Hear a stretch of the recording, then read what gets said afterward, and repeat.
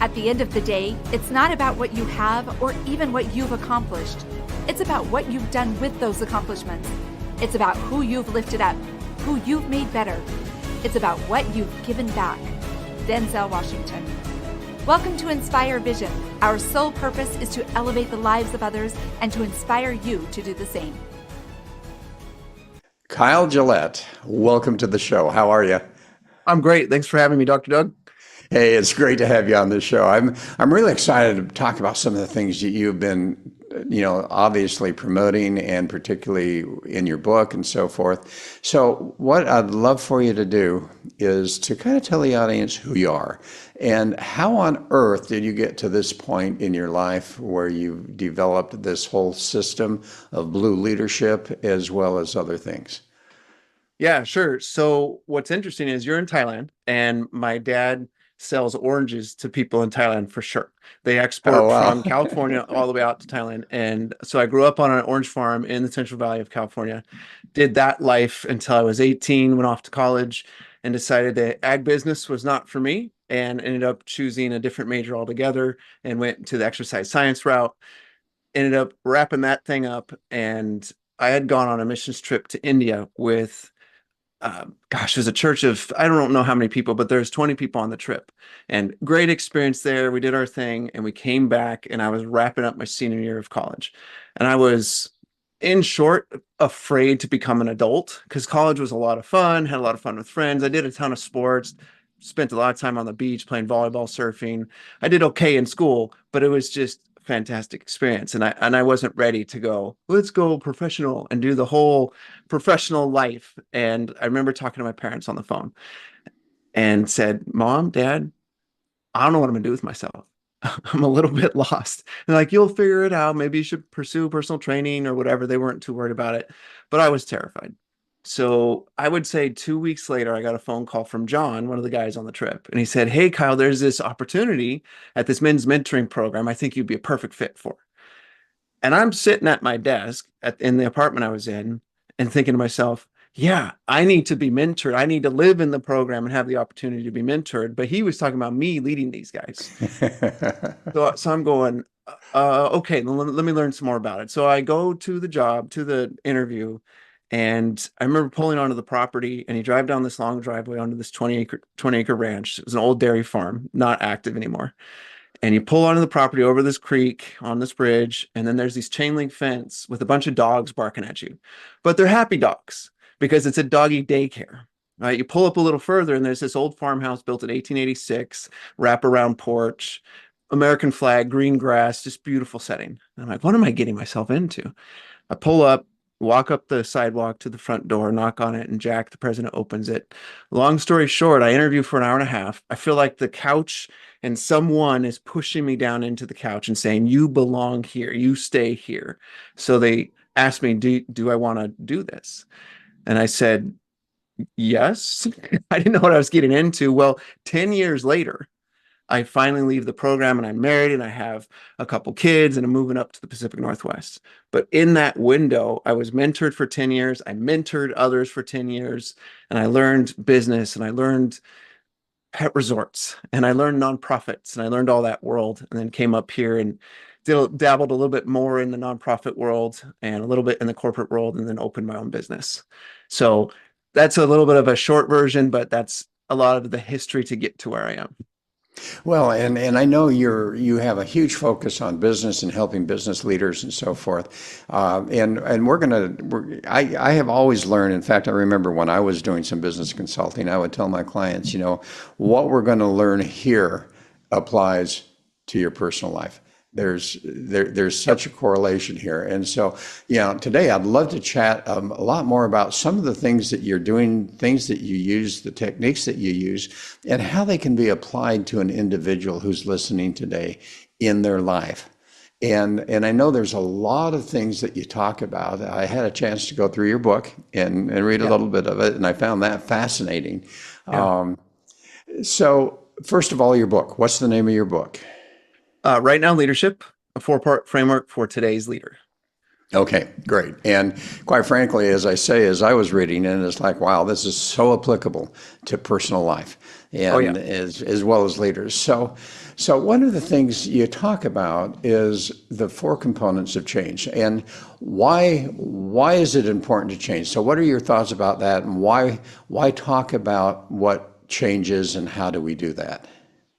Yeah. So do you want me to talk about the four pillars in my book or the four components of change? Well, we can talk about all of that. I know also you talk about NLP. You're an NLP Yeah, coach. Let's start there because sure. that kind of opens up the foundation of what we're really talking about. Because NLP, neuro linguistic programming, is something to help people to do what? Yeah, you take NLP is the taking on of the habits of people that have got it figured out. It's kind of the short version of what NLP is. And they got it figured out through the language that they use, the language that they say to others or they say to themselves. And that language then programs the way that you see the world and it adjusts the way you see the world, which then means you change your habits, you change your mindsets, and then you change your results. So NLP is taking the most effective use of language in the lives of other people that were studied, primarily psychologists that were studied by Bandler and Grindler are the two primary people of NLP, using those effective methods and then teaching people how to use it in their everyday lives and businesses. Well, and there's a process too as a coach. If you're an NLP coach and you are working with someone, what are you trying to do for them? And why would someone come to you and say, all right, you know what, I need some help. Here's my situation. And you're going, okay, NLP is going to work for you and I'm going to take you through some processes. Yeah, let me give you two stories. So the first story is something that happened today. And actually, well, there's kind of three, but the story that happened today is in NLP, there's some kind of interesting things you can do because you can reprogram the brain with the language that you use and the visuals that you use and your approach to things. And one of my clients has an allergy to eggs. And she really loves eggs, but she got some sort of a vaccine, a flu vaccine many years ago. And since that time, she then couldn't eat eggs anymore. It gave her terrible stomach ache and worse as well. And so I'm telling her about this is something I can do because I helped my daughter get rid of her allergies. I helped a client get rid of his allergy to palm oil. And there's other things that I've helped my clients with in regards to those things. So I told her, she's like, let's try it. And so one of the crazy things about NLP is you're taking a disassociated look at yourself. So you're looking at your problem, your situation, and you're separating yourself from it. So an analogy of this would be journaling. When you journal, you're looking at your situation and you're separating yourself from it and writing about it. Well, I'm doing that in real time with someone as I guide them through the process. So I guided her through the process and she's going to test those eggs tonight to see what happens. And she's going to be free of it is what's going to be the coolest part of it because her brain has let go of that thought that she is allergic to eggs. Now, So that do you find that that is an experience that she had in childhood? Is it, and we get real deep here, but is it potentially a DNA memory from past ancestors? What is it? And as you say, you've helped some other people with allergies. When you get back to that area of looking at what is the primary reason that that even occurred, what do you usually find? yeah, so if we go into kind of a deeper layer of this when it comes to the work I do Hmm. with my clients, one of another story is a gentleman by the name of first name Andrew, and he came to me and he had one of those fidget spinners and he's just spinning it the whole time that we're talking. Right, we're doing his stuff and he's just spinning this fidget spinner and he's got ADD, self-admitted. I don't know if it's self-diagnosed or actually diagnosed, but he is just all over the place. And the thing about the NLP is you do get to the root. And so there's a very specific process that I go through with my clients where I'm asking them, if you knew where this issue arose, whatever the issue is, whatever the emotion is, or whatever the limiting belief is, if you knew when it was, and do you have a picture of that? Do you have an understanding where the root cause was? They get an idea of where that root cause is, and then because you can't have emotions in the future, I help them to get before that experience and behind it. Because any emotions that I have are only for now. If I'm thinking about something in the future, I'm anxious about it, that emotion is still happening now. And if I'm angry about something that happened in the past, that thing happened in the past, but my emotion can only be now. And Right. so if I get my client to see their experience, that root cause of that experience, maybe it was a trauma, somebody said something or did something that was difficult for them, and it really kind of tweaked them and created this anger or the sadness or some sort of a limiting belief. If you can see that disassociated, watching yourself experience that like a movie, then your brain sees it in front of you in your future. And since you can't have emotions in the future, your brain lets go of it. It lets go of the emotions and it keeps the learning experience from it. And so I Well, do this. Go ahead. Yeah. yeah, and I was going to say, and oftentimes you reframe that experience, or do you do that where you help them to reframe it from a third party aspect and realize that, you know what I've been believing here is not really reality. What is reality is that this is what really happened. And it was not me. It was, for instance, I had a client that I did this with, and we went back and we found out that it was his teacher as he was in early grade school that was in some respects emotionally abusing him. And when that changed, it made all the difference. So do you find that that's the case? Yep, that's what happens. And most of the time they figure that out without too much guidance with me from me. I usually help them to Hmm. kind of get before the experience. And then often you'll get that smile, or you'll get a laugh, or you'll get the shoulder relax, or whatever. There's some sort of a physical change in the person that you can see, and you know that they've learned the lesson, that they've let go of the emotions or limiting belief tied to it. They've learned the lesson, and then from there we're able to press forward with that specific emotion or limiting belief through all the other experiences that also have that emotion or limiting belief tied to it.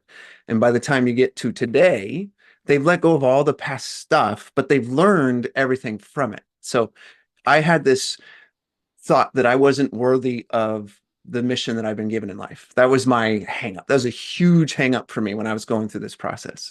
And when I finally got this release where generations ago, I saw two men fighting over a horse. Don't know what the heck that is. I wasn't alive, but that's what my mind brought to me. And whether it was symbolic or real didn't matter to me. But for me, it was this realization it was about anger. And I was able to actually, I think it might have been about guilt, but regardless, I was able to let go of that guilt, and it freed me to let go of the present tense, the present time guilt. And so lots of my clients have gone through that type of experience where they see some sort of a past event in their life or some metaphorical past event, and letting go of that experience and all the emotions tied to it frees them from it today. And then change can occur at that point. Real change that sticks then occurs at that point. So what happened with Andrew? Yeah, so Andrew had to deal with some family stuff with that. So he dealt with the family stuff in his past and let go of the emotions tied to it. And then he pressed forward into dealing with how that was impacting him all the way up to today. Let go of those emotions, limiting beliefs, learned the lessons, and then we put it into his future, which just means basically if you're going to experience something that would normally make you mad or normally make you sad or anxious, how do you now predict you're going to experience that? And he was able to realize that there was really kind of some silliness into the way that he thought he was going to perceive it. Okay, great.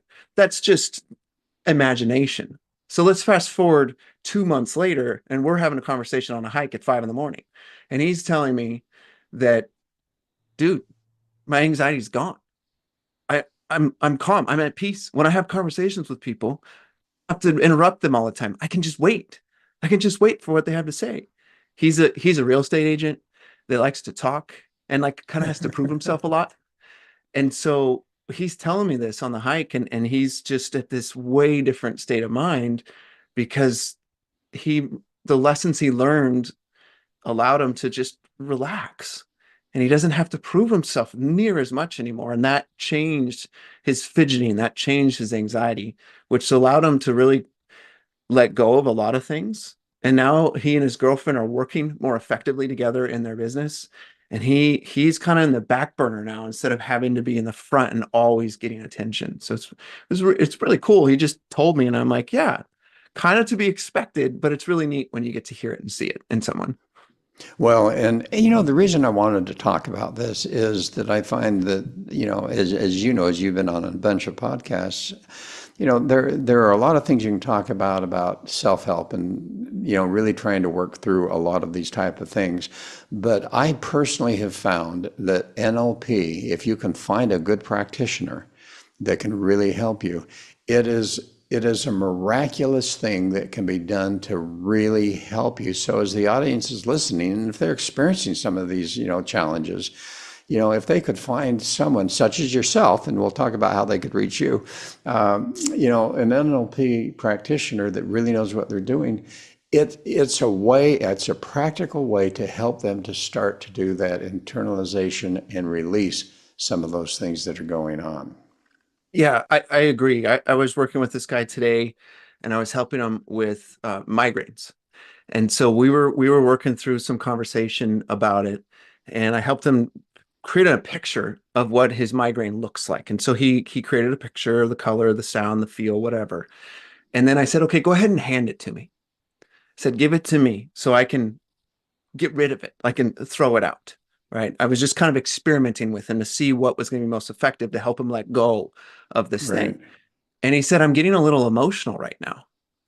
And I noted that in my brain, and we continued the process, and we finished up, and that remains to be seen, right? We have to see how that plays out for him. But it made me realize that we hold on to stuff so tightly that's so bad for us. And when you create a picture of what it is in your mind's eye, of what it looks like to have a migraine, or what it looks like to be angry at someone, or what it looks like to be have a bad habit, or whatever mindset's going on that you don't want anymore, when you create that image and then someone asks you, can you hand that to me? Can you let that go? Is essentially what I was telling him. And he really couldn't in that right in that moment. He really couldn't. It was so tied to who he is and his identity that it was difficult for him to let it go. And I think that it's because it's all intertwined in our wiring, for lack of a better term, in our neurology. And until we kind of give ourselves permission to let it go, it's very difficult to let go of these bad mindsets and these bad habits. And then if you don't let them go, which is you asked me about change, that's the release part. And until you release it, that first step of change, we're going to be kind of bouncing back and forth. We're going to be yo-yoing like you do, like some people do when they diet. They lose the weight and they go back to the old habits. They gain it back. They lose the weight, back and forth. So we have to let go, and then you can begin to get free and change your habits. And so again, step one is the release component of change. Well, and you know that brings me to chapter 3 of your book, which I really loved. Which, as people start to recognize and actually go through a process like that, I think what happens is that they suddenly become aware that, all right, this is really what's happening subconsciously in my life, and it's causing my perception of life and my behavior and all of those types of things. And then does that move them into what we would talk about as far as self-awareness? Does it help them to get to the point where they're now becoming self-aware? Yeah, I mean, self-awareness to me is simply hearing your inner voice, hearing yourself and the way you talk to yourself. That's the very first part of it. And then you start to recognize the habits. Then you start to recognize your attitudes. There's a lot of things that come with that. I have 5 mindsets and 5 habits that are tied to it all. But that's the first component. And then once you're aware of all those things and how you perceive yourself, how you perceive others, you're aware of your emotions, your emotional intelligence rises. But now you're at a new level of awareness. You're at a new level of who you can be. So then you got to tap into accountability. You got to tap into that next level of locking it in, essentially locking in that self-awareness at that new level, because you never end the increase in self-awareness, but you got to lock in at least that new level, which is where before I wrote that book, or I should say it this way, after I wrote that book, I actually got into the NLP stuff. And so now I know how to make that self-awareness happen a lot quicker and lock in the accountability a lot quicker so that people can keep the change instead of having to fight so hard to stay self-aware and keep that new level of change. And that's been a really cool shift in my understanding of how those four pillars can be much more quickly worked through and cycled through because of an LP. Well, and that's great. And so let's talk about those. You said you had, what is it? One, two, three, four, five mindset. You've got the values, the humble, the patience, the trusting, the observant. Can you share with the audience what they are and explain a little bit about them? Sure. Yeah. So values mindset is your filter for decision making. So you pick your values, you choose your values based on kind of a deeper inner look at who you are and what's most important to you. And then those 5 to 7 words, sometimes a few more, but 5 to 7 words really determine the filter that you use for decision making. And then humility is accepting feedback, in short, is being able to see that you don't have it all figured out, and that, you know what, I need that feedback. I need to know where I stand within myself and how other people see me is kind of the simplest way to look at humility. Patience is pretty self-explanatory, right? Being patient is very explanatory, but the way that I see it is it's not necessarily patience with others, it's patience with yourself, because most people are really over controlling of themselves, of situations. And I think this ties into anxiety and worry also. Yes. We get so impatient with situations, we get so impatient with what's upcoming, that you get the anxiety building and you get the worry building. And so if you can just be patient with yourself and circumstances, which I'm not, that is my worst one for sure, then, but when you can get there, then it's a lot easier to be aware of what's going on. Because back to you can't have emotions in the future. If I'm constantly thinking about the future or frustrated about my past, I'm not present. And so I lose my patience because Yeah. I'm focusing on the wrong thing. Right. So I lose my patience. And then the trusting mindset is it's trusting your intuition, trusting yourself, trusting your emotions, trusting the insights that you're getting. But primarily it's about that intuition and going, what is my gut telling me? What is my unconscious telling me? And running with that. And then finally, observant mindset is it's about observing yourself and how well do you know your own body language? How well do you know your own tone of voice? Do you recognize how quickly you're speaking? Do you recognize your nervousness, eye contact? There's just a lot of things that are happening when you observe yourself. And then, of course, you can do the same as you observe other people. And I always recommend people check out DISC for a tool to help you be more observant of yourself and other people, just as a simple tool to give you a framework to use. Well, So, and yeah, and the disc, you're talking about the disc evaluation, behavioral evaluation, right? yes. Yeah. And, and that, to me, that is so amazing. It's such a good foundation, as you say, to be able to start to understand yourself and your values. And if you do the real deep one, where you really get into your values and what's motivating you and all those type of things, and really starting to understand that you can find yourself in those three different levels. You can be at that core personality. You can be what I refer to as the social or the mirror personality. How do I need to be in the situation? And then obviously you're conscious of how you're doing. So I love that. So you talked about awareness, you talked about accountability. And as someone is going through that process, then what's the next step? Once they have learned to become accountable for those feelings and for those issues. Yeah. So let me talk about accountability for a second, because I love to go through the accountability pass, and I'll do it Okay. quick. Because it's super applicable for individuals. It's helpful in business for sure, but this is really applicable for individuals in any phase of life, whether they're running a business or on a team or whatever it is. So I talk about it as the accountability pass in the book. PASS is the acronym that I use in the book, and it's something that I kind of discovered as I reverse engineered how I keep myself accountable. And then I stumbled upon research that proved it to work, which is usually that's the reverse order. But Michigan State proved it to work. So I'm like, I'm going with it. But anyway, the P in accountability pass is passive accountability. Long story short here is you're telling what other people what you want to accomplish or who you want to be. You're telling as many people as possible about this thing or that you want to accomplish or who you want to be. And that creates this accountability because some of those people follow up with you. If you tell 30 people, 10% will follow up because most people don't care about you. Let's be honest. So those 10%, those 3 will ask you, you go to the gym or you go to your workplace or you talk to your spouse and they'll say, hey, how's it going on achieving that weight loss goal? Or how's it going on opening that business or whatever the goal is? And that creates this little integrity check because you said you were going to do it. And now all of a sudden you've told a bunch of people and a few people are following up with you.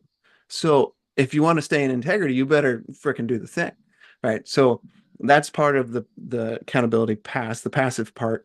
The second component of the P is you create this goal that you want to accomplish and you write it out as if you've already accomplished it. So you write it out in present tense.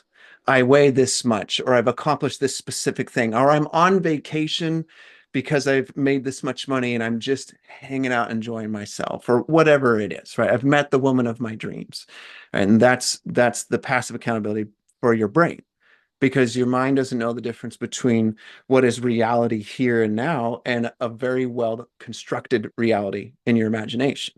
And so it goes after that constructed reality. So that's passive accountability.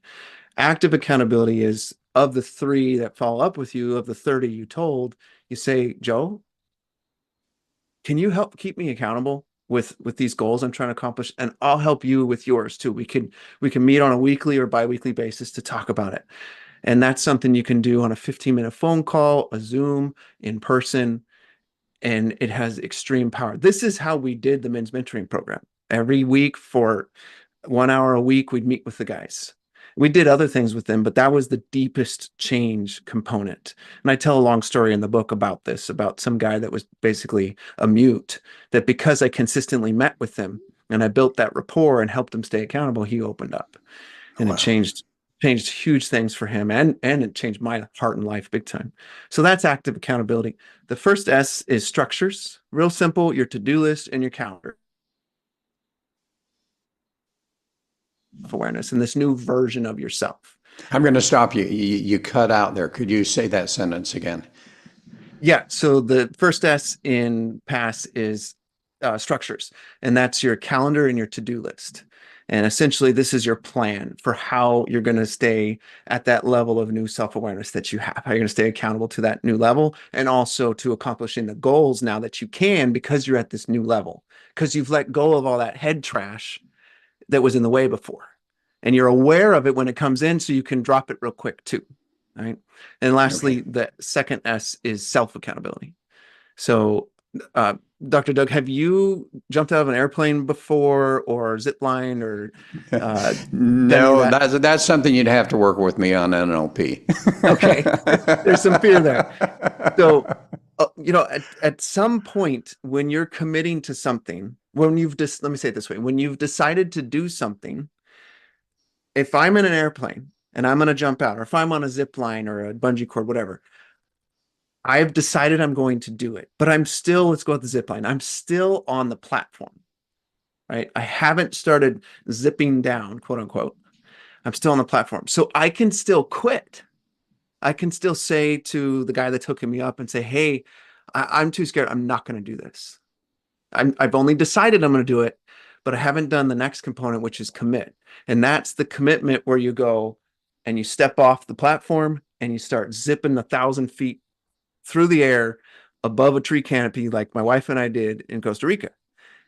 Once I'm zipping down that line, I can't crawl back up. It's over. I am committed.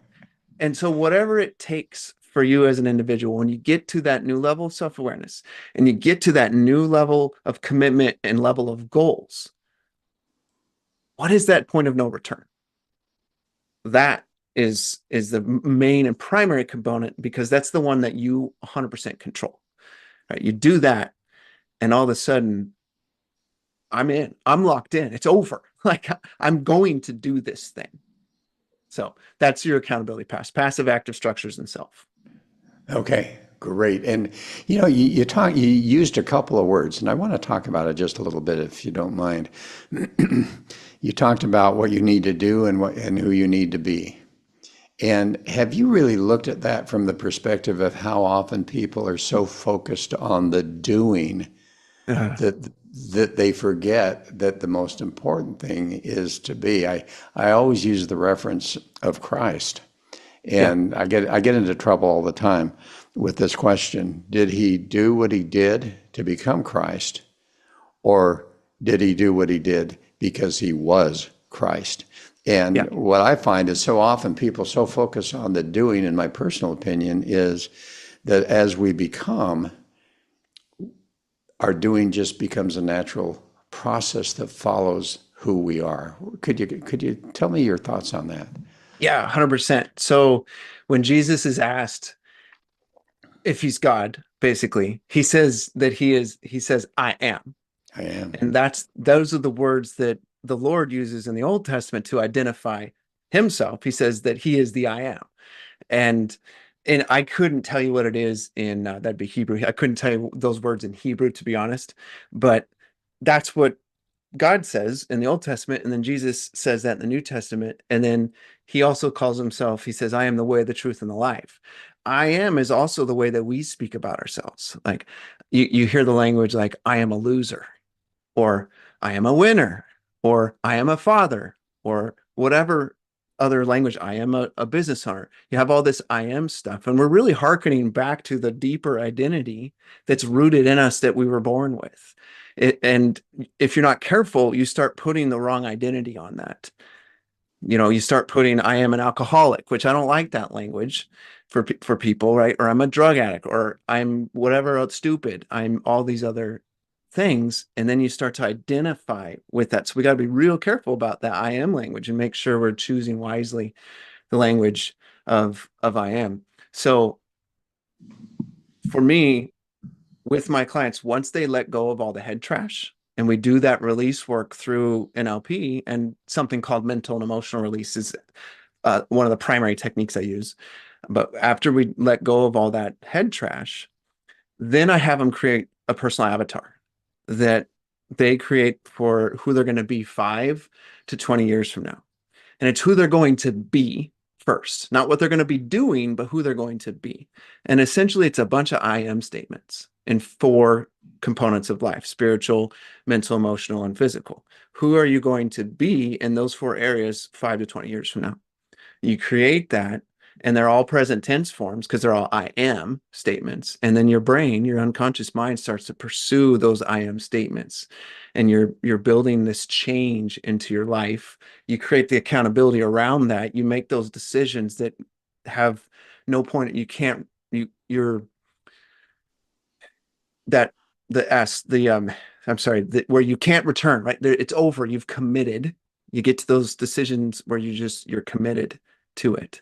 And so that's how I approach the being part, the I am part, when I'm working with my clients, and really for myself. And I'm trying with my kids. They're young, but I'm trying with my kids too.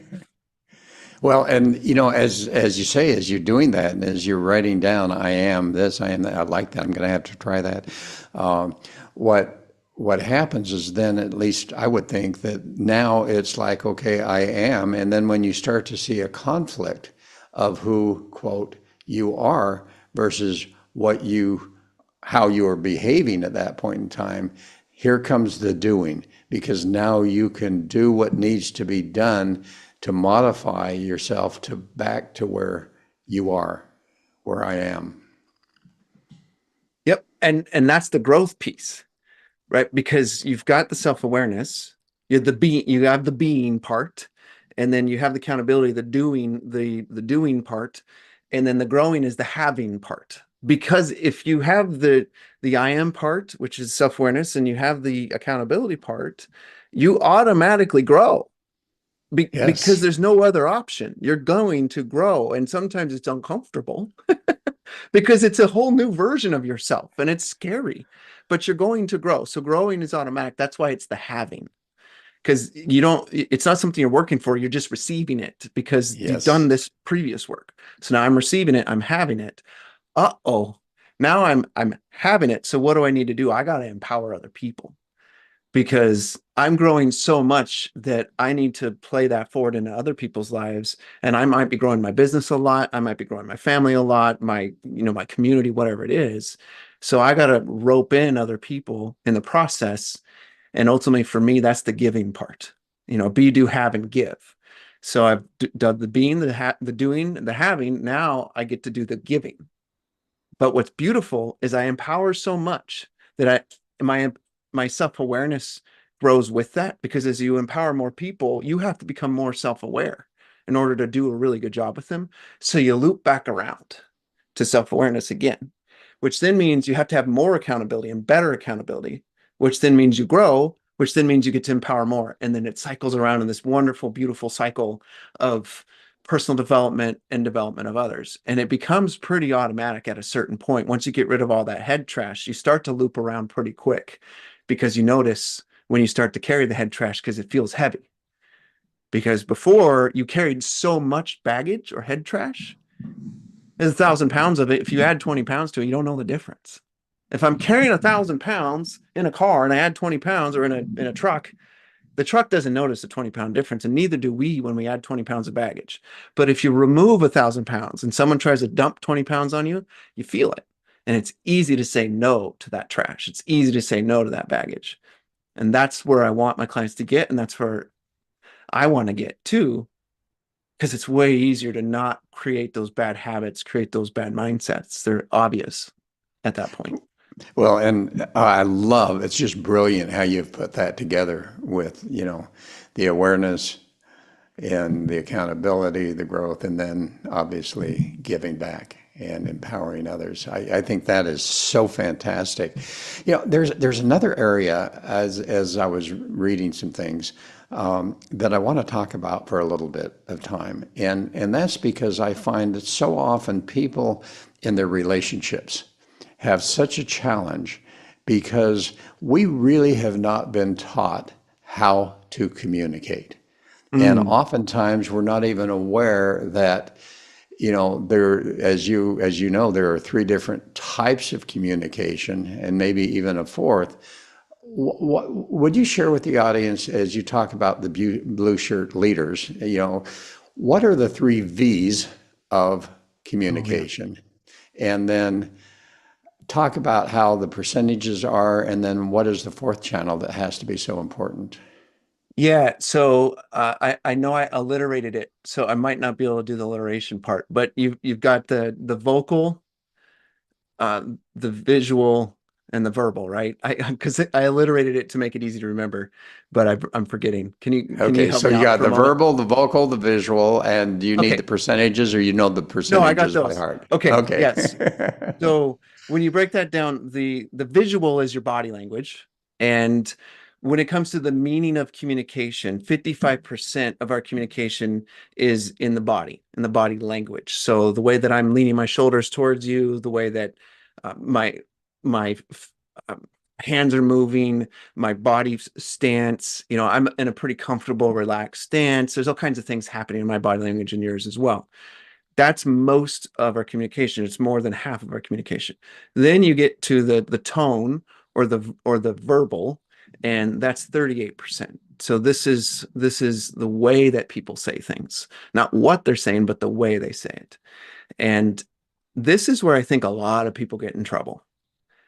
They get in trouble with themselves, the way they put tone of voice towards themselves. I'm such an idiot, or they get in trouble with other people and they snap at them with these real quick words. It doesn't even matter what the words are, because that's only 7% of the communication. But because it's the quick snap and the tone that comes out of it, the kid picks it up. I'll tell you a quick story. So I was downstairs making breakfast. I usually make breakfast for my family. My kids were getting ready upstairs for school. I'm downstairs and I'm in a mood. Don't ask me why, but it's PMS. Okay. It's pissed off man stage. Okay. PMS, Right. men have it too. So I'm in my PMS and I'm grumpy, and my middle kiddo comes downstairs and she says something and I just snap at her. I just say, I don't know, Haley, like something silly like that. Just real short. That's all tone. I don't know, Haley. And then she looks at me and gets kind of grumpy and mad at me. Well, that happens. And then all of a sudden, down the stairs comes my youngest. And as Haley's kind of snapping at me, Lydia, my youngest, snaps at Haley because Haley's snapping at me, and she picks up on the energy of that. And then as that's happening, here comes my oldest, Annalise, down the stairs, walks into the room, and then she's like instantly grumpy at me because of whatever the heck's going on in the kitchen and how she's like a little bit tardy to breakfast. And I haven't said a word at this point since I first got grumpy at Haley. And I realize in the middle of all this, this is like literally 10 seconds of this disaster that I have created. I go, this is my fault in my head. This is my fault. This is silly. And so I said something to, I think it was to Haley, the first daughter, and I kind of made her giggle. And then I think I like kind of playfully pushed or tickled Lydia, and then Annalise relaxed at that point. And then I turned on some music and everything was fine. But I totally set the tone in a terrible way by one comment. One comment completely ruined the whole morning, at least for a minute or two. And so this is the one that's so easy to miss, but people catch it. People catch your body language too, but they catch the tone real fast. We're very in tune to tone. All right. And then on to the words. Words is the things that you say, obviously, and that's your 7%. So it doesn't, those are very minimal in terms of the meaning of communication. The meaning in communication. So verbal, vocal, or visual, vocal, and verbal. Okay. And then there's a fourth one you say that most people really are not aware of. Yeah. Yeah. So now we're talking about intuition. And what's intuition? Okay. What's intuition? Intuition is that gut feeling where I call it a thought that's not my own. And there were several of those today when I was working with my clients. Just for whatever reason today, there's a lot of intuition happening for me. And in the book, if I remember correctly, in the book, I challenged people to figure out where it's coming from. You know, for some, it might be coming from their gut. For others, it could be coming from like their chest. Some people experience it in various places. For me, I actually experience it outside of myself. I experience it just a little bit above my head, for lack of a better way to explain it. And it's like it's this thought that comes to me that's not mine. I know it's not my thought. And so I just trust it. I've used it enough now that I just trust it and I run with it, and it's rarely a miss. And so honing in on your intuition, where it's your gut instinct, is another way to look at it. That's the fourth type of communication you could call it spiritual if you want. It's outside of self in a way. Mm-hmm. So those are the four.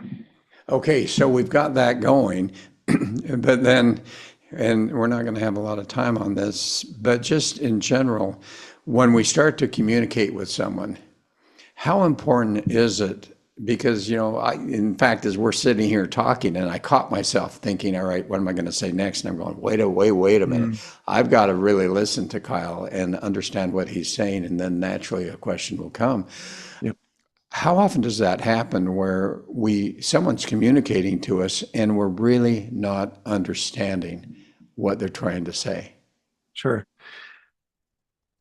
I believe the more times that the person that is speaking to you says, the more they have been interrupted in their life and not been given a chance to share their real thought and heart. To me is a way to tell someone else to shut up. I'm not done. And you hear it, the ums and the uhs, all the time from people, because so few people can actually finish a thought without getting interrupted. In 90 seconds, men interrupt women 2.3 times. In 90 seconds, women interrupt men 2.1 times. So every 45 seconds, you're being interrupted. You can't finish a thought often in 45 seconds.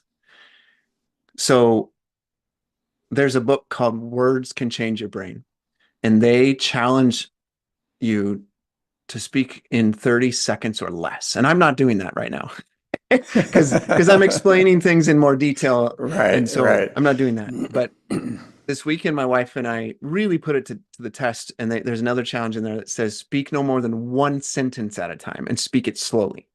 So we sat on our lawn in our chairs in the sun, and we just started talking.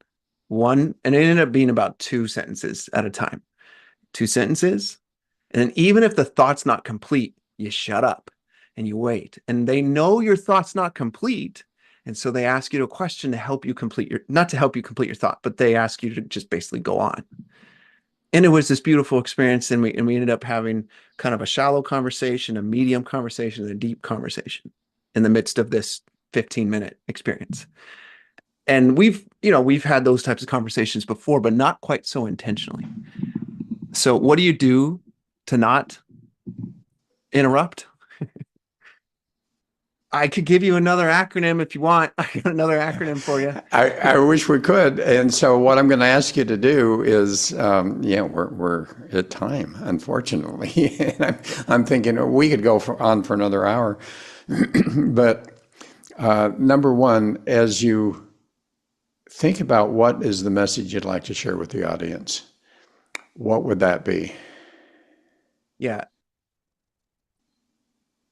I've been a bad example today because I've talked so much. But what I want to share is ask open-ended questions